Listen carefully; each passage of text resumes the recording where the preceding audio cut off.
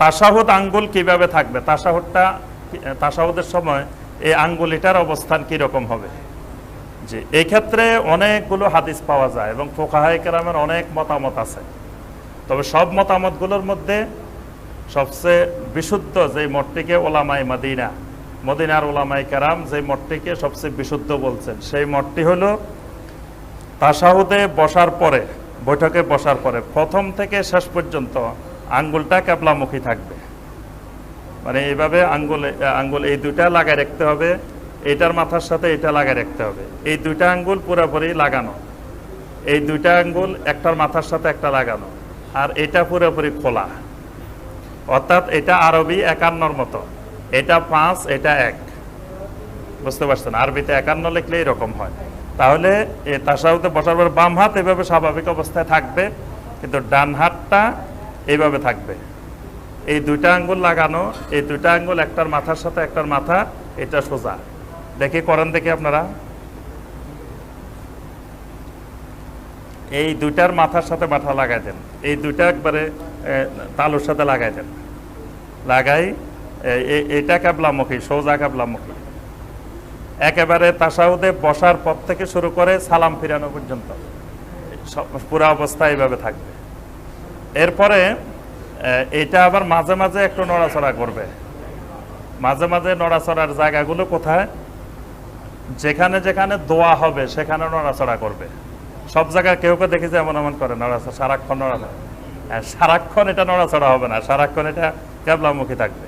নড়াচড়াটা হবে শুধু দোয়ার জায়গায়। যেমন আপনি শুরু করলেন, সালেহ বিন উসাইমিন রাহিমাহুল্লাহ এই জায়গাগুলো ব্যাখ্যা দিচ্ছেন যে এই জায়গাগুলোর মধ্যে নড়াচড়া করবে। আত্তাহিয়াতু লিল্লাহি ওয়াস সালাওয়াতু ওয়াত তাইয়্যিবাত, এটাতে কোনো নড়াচড়া করবে না। আসসালামু আলাইকা আইয়ুহান নাবিয়্যু ওয়া রাহমাতুল্লাহি ওয়া বারাকাতুহু, আসসালামু আলাইকা যখন বলবেন তখন এটা উপরের দিকে উঠবে, একটু নড়াচড়া করবে। এখানে দোয়া হচ্ছে। এরপরে আসসালামু আলাইনার সময় উঠবে, দুই জায়গা।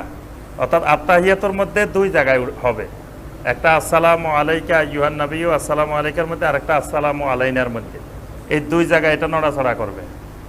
দরুদের মধ্যে দুই জায়গায় আল্লাহুম্মা সাল্লি আলা, আল্লাহুম্মা সাল্লি আলা, আল্লাহুম্মা যখন বলবেন তখন এটা উপরের দিকে উঠবে, নড়াচড়া করবে। আবার দুইবার আল্লাহুম্মা আছে, আল্লাহুম্মা সাল্লি আলা, আল্লাহুম্মা বারিক আলা। তাহলে কয় জায়গা হয়েছে? 4 জায়গা। দোয়ায়ে মাসুরার মধ্যে যদি আল্লাহুম্মা ইন্নী আউযু বিকা মিন আযাবিল কবর, এই দোয়ায়ে মাসুরা পড়লে 4 জায়গায় আল্লাহুম্মা ইন্নী আউযু বিকা মিন আযাবিল কবর ওয়া আউযু বিকা মিন ফিতনাতিল মাসিহিদ দাজ্জাল ওয়া আউযু বিকা মিন ফিতনাতিল মাহইয়া ওয়া ফিতনাতিল মামাত আল্লাহুম্মা ইন্নী আউযু বিকা মিনাল মাসামিল। 4টা দোয়া 4 বার নড়াচড়া করবে। তাহলে কয়বার হয়েছে? 8 বার। এই ক্ষেত্রে 8 বার। আবার যদি আল্লাহুম্মা ইন্নী যালামতু নাফসি পড়েন, সেখানে 1 বার আল্লাহুম্মা ইন্নী যালামতু, আল্লাহুম্মা বলার সময় এটা নড়াচড়া করবে। মানে দোয়া করার সময় আল্লাহ সুবহানাহু ওয়া তাআলার দিকে এটা ইঙ্গিত করবে যে আল্লাহর কাছে দোয়া করতেছে, আরশে আজিমের যে রব, সেই রবের কাছে আমি দোয়া করতেছি। এইটা হলো আঙ্গুল নড়াচড়া করার পদ্ধতি। আর যদি আপনি নড়াচড়া নাও করেন তো সালাতের কোনো অসুবিধা হবে না। যদি মনে করেন যে আমার কোন জায়গায় দোয়া বুঝতেছি না, তাহলে আপনি প্রথম থেকে শেষ পর্যন্ত এটাকে কিবলামুখী রেখে দিবেন।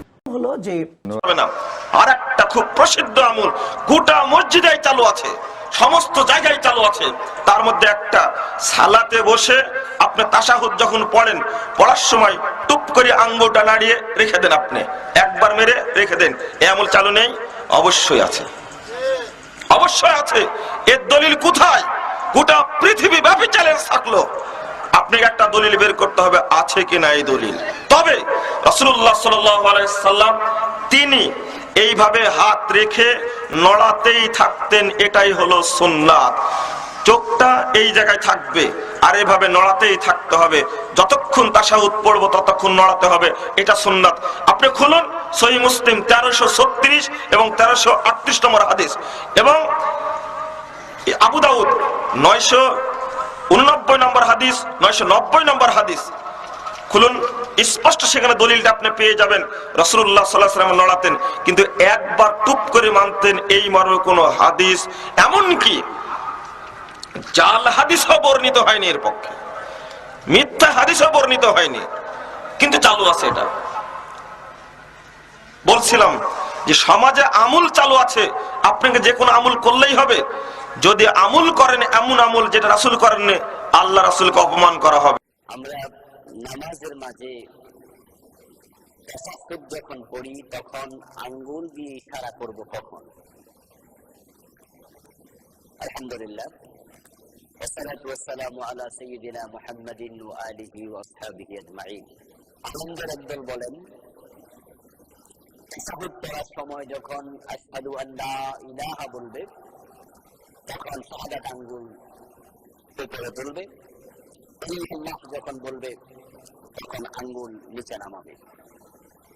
আমাদের আরেকটি দল বলেন নামাজে তাশাহুদে যখন বসবে তখনই মধ্যমা এবং বৃদ্ধ আঙ্গুল একত্রিত করবে, বাকি দুইটি আঙ্গুলও মধ্যমা আঙ্গুলের সাথে গোল করবে আর শাহাদাত আঙ্গুল দিয়ে ইশারা করতে থাকবে। তো দুইটি নিয়ম আলেমদের মাঝে পাওয়া যায়। এখন আমরা দেখব হাদিস দিয়ে কোনটা সাব্যস্ত। আমাদের বাংলাদেশের অধিকাংশ মুসল্লি আমরা প্রথম বিষয়টি আমল করে থাকছি, আশহাদু আল্লা ইলাহা বলে আমরা আঙ্গুল দিয়ে ইশারা করছি, ইল্লাল্লাহ বলে আবার আঙ্গুল নামিয়ে ফেলছি। মিশকাত শরীফের বিখ্যাত সূরা গ্রন্থ মিরকাত সহিহ মুসলিমের উদ্ধৃতি দিয়ে একটি বর্ণনা এসেছে, মুসলিমে পাওয়া যায় লা ইলাহা বলে আঙ্গুল তোলা যাবে, ইল্লাল্লাহ বলে আঙ্গুল নামাবে। এখানে বিভিন্ন কিতাবেও এটি পাওয়া যায় যে লা ইলাহা বলে আঙ্গুল তুলবে, ইল্লাল্লাহ বলে শাহাদাত আঙ্গুল নিচে নামাবে। আমরা গবেষণা করে খুঁজে দেখেছি আসলে এইভাবে আঙ্গুল লা ইলাহা বলে তুলবে, ইল্লাল্লাহ বলে নামাবে কোনো রিওয়ায়াত নেই। সহিহ মুসলিমেও এই রিওয়ায়াতটি নেই, বরং সহিহ মুসলিমে রিওয়ায়াত পাওয়া যায় আব্দুল্লাহ ইবনে জুবাইর রাদিয়াল্লাহু তাআলা আনহু বলেন রাসূল সাল্লাল্লাহু আলাইহি ওয়াসাল্লাম যখন তাশাহুদে বসতেন তখন তিনি দোয়া করতেন, হাত ডান উরুর উপর, বাম হাত বাম উরুর উপর রাখতেন আর শাহাদাত আঙ্গুল দ্বারা ইশারা করতেন। আঙ্গুল মধ্যম আঙ্গুলের বৃদ্ধ আঙ্গুলটি মধ্যম আঙ্গুলের উপর রাখতেন। তাহলে মুসলিমের রিওয়ায়াতে পাওয়া যায় রাসূল সাল্লাল্লাহু আলাইহি ওয়াসাল্লাম তাশাহুদে যখন বসতেন তখন তিনি এটা করতেন। কিন্তু মুসলিমের রিওয়ায়াতে এটি নেই যে লা ইলাহা বলার সময় আঙ্গুল তুলবে, ইল্লাল্লাহ বলার সময় আঙ্গুল নামাবে। শুধু সহিহ মুসলিম নয়, কোন হাদিসের কিতাবে এটি পাওয়া যায় না। লা ইলাহা বলে আঙ্গুল তুলবেন, ইল্লাল্লাহ বলে আঙ্গুল নামাবেন, এই পন্থা আঙ্গুলের ইশারা করা কোন হাদিস দিয়ে সাব্যস্ত নয়। আল্লামা নাসিরউদ্দিন আলবানী রাহিমাহুল্লাহ বলেছেন এইভাবে আঙ্গুলের ইশারা করা এটা কোন সহিহ হাদিসে নেই। হাদিসে পাওয়া যায় রাসূল সাল্লাল্লাহু আলাইহি ওয়াসাল্লাম যখন তাশাহুদে বসতেন তখনই তিনি আঙ্গুল তুলতেন। নিয়ম হলো মধ্যম আঙ্গুলের সাথে বৃদ্ধ আঙ্গুল সম্পৃক্ত করবেন, বাকি দুটি আঙ্গুলও মধ্যম আঙ্গুলের সাথে গোল করবেন। আপনার শাহাদাত আঙ্গুলই তখন উত্তোলন করবেন। এখন শাহাদাত আঙ্গুল উত্তোলন করে রাখবেন নাকি একটু নাড়াবেন, এই বিষয়ে দুটি হাদিস পাওয়া যায়। এক হাদিসে পাওয়া যায় রাসূল সাল্লাল্লাহু আলাইহি ওয়াসাল্লাম শাহাদাত আঙ্গুলি তুলে রাখতেন, নাড়াতেন না। আরেকটি হাদিসে পাওয়া যায় রাসূল সাল্লাল্লাহু আলাইহি ওয়াসাল্লাম শাহাদাত আঙ্গুলি নাড়াতেন। এখন এই দুইটি হাদিস থেকে আপনি যে কোনো একটি হাদিস আমল করুন, এই দুইটি হাদিস থেকে যেটাকে অধিক সহিহ মনে হবে সেটাকে আপনি আমল করুন। কিন্তু লা ইলাহা বলে আঙ্গুল তুলবেন, ইল্লাল্লাহ বলে আবার আঙ্গুল নামিয়ে ফেলবেন, এটা কোনো হাদিসে যেহেতু নেই, সহিহ নেই, শুধুমাত্র কারো কথার উপর নির্ভর করে এই আমলটি চালিয়ে যাওয়া মোটেও ঠিক হবে না। রাসূল সাল্লাল্লাহু আলাইহি ওয়াসাল্লাম যা করেননি আপনি কারো মুখ থেকে শুধু শুনে সেটা করতে থাকবেন, এটা ইলমের দাবি, ঈমানের দাবি হতে পারে না।